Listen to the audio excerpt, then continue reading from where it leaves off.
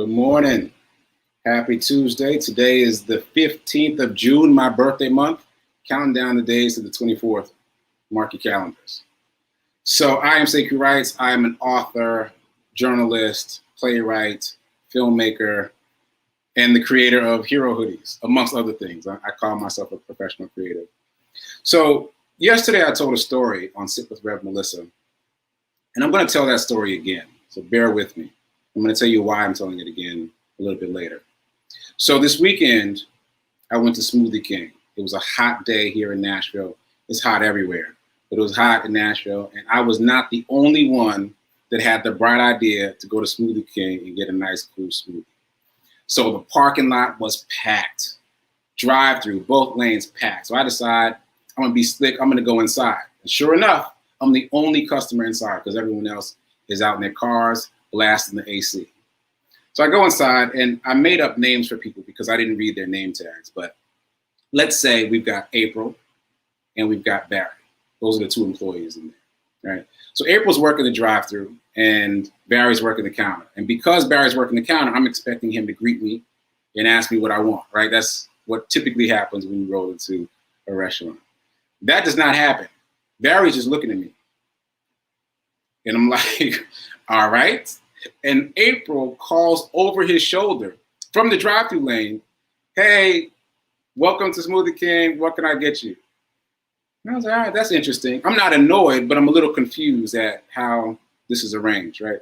But I call back to her and I place my order with her and she rings it up over there on the drive-through lane. And she's taking my order and she's doing everything from over there. So props to April. Now it becomes very clear that Barry's having a bad day. If it wasn't obvious already, it becomes very clear as I'm there that he's having a bad day. He's having a moment. He ain't about none of this. He don't want to do anything, right, that has to do with anything.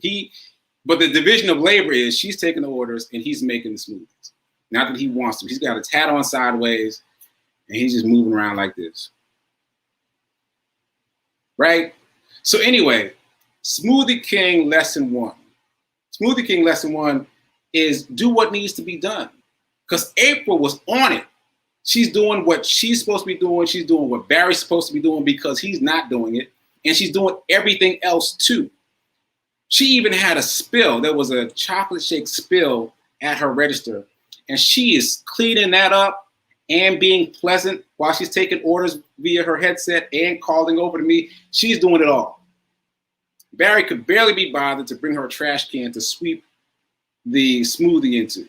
So, Smoothie King lesson number one, do what needs to be done. Don't worry about what anyone else is not doing. You do what needs to be done. So, that's the first part. Okay. Second part, someone comes in, another customer comes in, and let's just call him Charlie. So, Charlie comes in, and he's making jokes about how busy it is. And neither April nor Barry respond.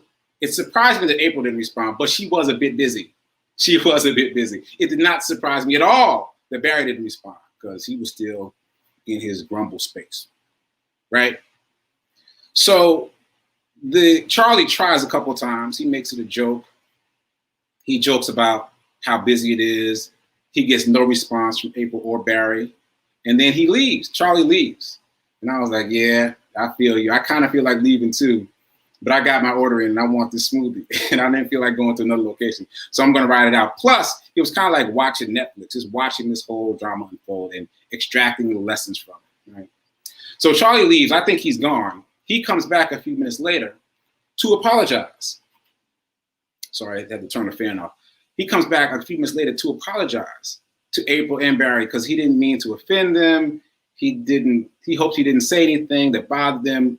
This whole thing, this whole soliloquy of apology. And I was like, wow, that's really admirable that Charlie was checking in with himself. And he felt like he might have done something that pissed off Barry and April. Right? So he's checking in with himself and he decides to come back and apologize. So kudos to him. Be responsible for your own actions. Smoothie King lesson number two. Be responsible for your own actions. And if you feel like you made the wrong move, correct it. Make the right move. But that leads us to Smoothie King lesson number three. It's not about you.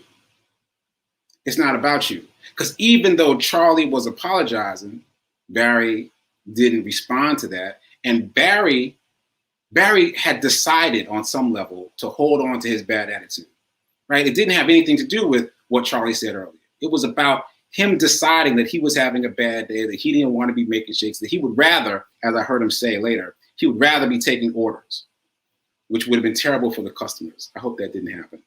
But anyway, what struck me is how often we take responsibility for other people's stuff. It happens so fast. We just quickly take responsibility for other people's stuff. We assume that we are the reason that someone else is exhibiting bad behavior. Nah. Barry is responsible for his own bad attitude. And no one or nothing can change Barry's bad attitude but him. And the reason I'm retelling this story is because as I sat with it, I realized that I was doing what Charlie did. And I'm sure many of you have done this before and maybe are doing it right now, where you're apologizing for something that ain't got nothing to do with you. It ain't got nothing to do with you. So this is episode 7 of the Hero Hoodie Update. And this is new territory for me. This is all brand new. I've done lots of interesting things, but I've never done anything like this.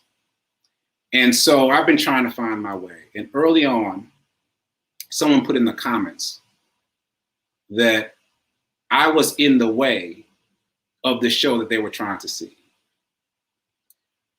Now, that was not kind, right? But on a deeper level, it bothered me because I was already experiencing some anxiety about doing this, about stepping into this new space, about trying to master this new territory.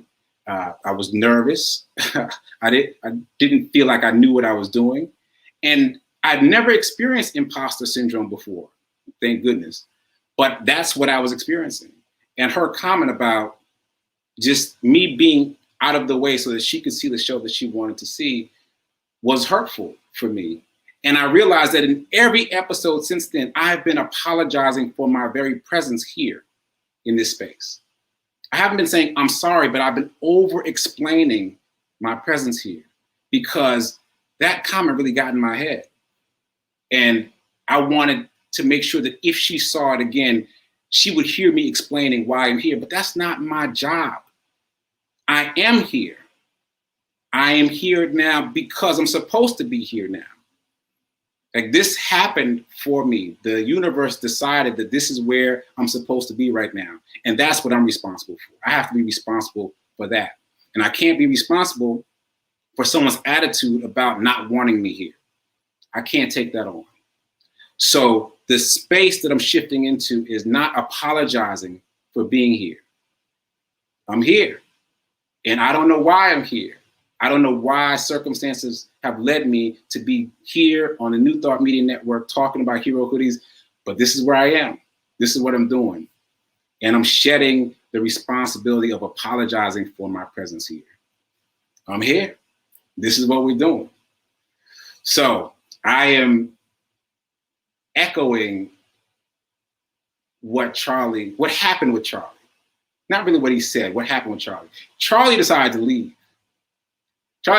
He came back, he apologized, he didn't get any love. He decided to leave and take his business elsewhere. And he said something to that effect to me, and we chit-chatted a bit because I felt like, somebody needed to talk to Charlie. So I did. And that's kind of how I felt about this. After that comment in the chat, I kind of felt like, well, I should just exit stage left. But I'm not doing that because obviously I'm supposed to be here. And I'm stepping into that purpose, and I'm going to find what that purpose is. So having said all that, I hope there are some lessons in there for you too. And I think the biggest lesson is there are lessons and learnings all around us. Shout out to Stephanie Archer. She made the point of telling me that it was interesting that I was able to observe all of that. And I really didn't think about it. I just took it for granted that I observed all of that and that I dissected it. But yeah, I mean, I could have just gone there and got a smoothie and been about my business. But I observed all of it and I extracted lessons. And I hope those lessons are salient for you. So just to recap, do what needs to be done. Worry about you. Stay on your yoga mat, as some people say. Lesson number 2, be responsible for your actions. But lesson number 2, it ain't about you. Don't be responsible. Don't try to be responsible for someone else's attitude. That's on them. They have to change their attitude. All right, so I just wanted to retell that story and make it relevant for me. And I'm grateful for your impatience, the person who put the comment in the chat, because it really helped me clarify why I've been struggling so much with this show, because I wasn't feeling comfortable and I felt like an imposter, and I felt bad for being in your way. And so, as I've said before, the calm is in the calamity. So that was a bit of a calamity, but I found the calm. So I appreciate your impatience because it helped me find my way. So that said, I'm going to do a brief interlude and then talk about hero hoodies, which is what I came here to do anyway. So I created this here it is. Yeah, so I created this a few weeks ago when I was hosting Rev Mel Show. So this is my little elevator music interlude. Hold on.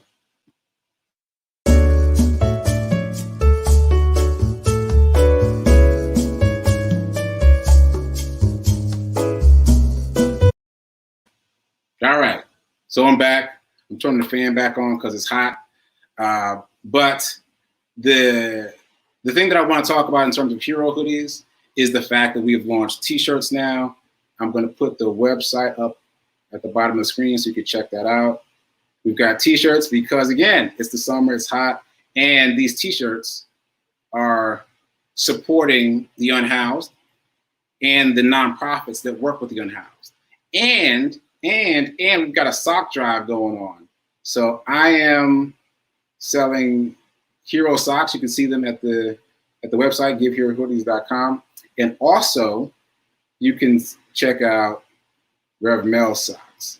So you can see them right in the middle as modeled by Nan, the Joy, Joy, Joy socks. Reverend Melissa is donating 100% of the proceeds from those socks to me and the Hero Hoodie movement. And I am, in turn, donating those monies to nonprofits that are on the forefront of the unhoused movement. And as I've said before, the word unhoused is a word that I just learned to adopt because of being involved in this movement. It's a much better word to use than homeless. It speaks to the fact that any of us can be unhoused at any moment. So I'm running short on time because I told such a long story, but I hope you enjoyed it. I hope you got something out of it. I'm going to close out and tune back in at, 9:30 my time, but 10:30 Eastern time for Sit with Rev Melissa, where I will be producing the show as usual. And until then, keep doing, be a hero, be your own hero, and remember that now is better than perfect.